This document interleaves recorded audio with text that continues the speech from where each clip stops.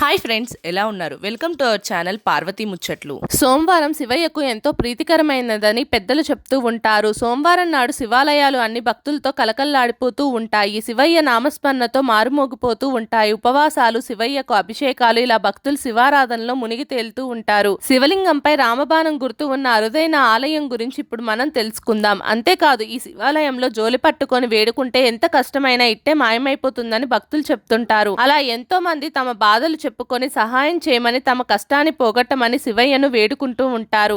అటువంటి శివాలయం ఎక్కడో కాదు, మన తెలుగు రాష్ట్రాల్లో ఒకటైన తెలంగాణలోనే ఉంది. రంగారెడ్డి జిల్లా షాద్నగర్ సమీపంలోని రాయికల్ గ్రామంలో పంచముఖ గుట్ట పైన ఉన్న శివాలయంలో ఉన్న శివలింగానికి త్రేతాయుగంలో శ్రీరామచంద్రుడు ప్రతిష్ఠించాడని చెప్తూ ఉంటారు.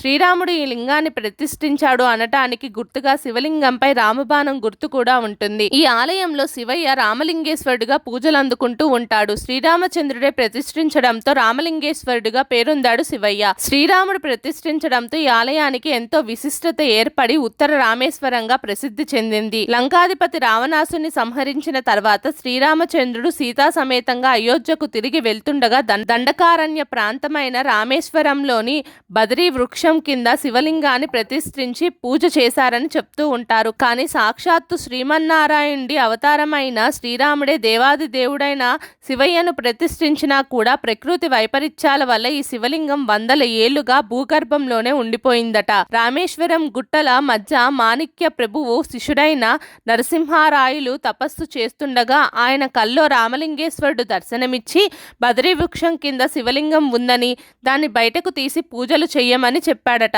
దీంతో ఆయన అద్భుత శివలింగాన్ని వెతికి తీసి ఆలయాన్ని నిర్మించి పూజలు చేశాడని ఆలయ నిర్వాహకులు చెప్తున్నారు. ఈ శివలింగానికి మరో ప్రత్యేకత ఏమిటంటే ఈ లింగం ప్రతి ఏటా పెరుగుతూ ఉంటుందట. దానికి నిదర్శనంగా శివలింగం చుట్టూ పగుళ్లు ఏర్పడతాయట. ఈ ఆలయం షాద్నగర్ NH 44 నుంచి రాయికల్ గ్రామం 6 కిలోమీటర్ల దూరం ఉంటుంది.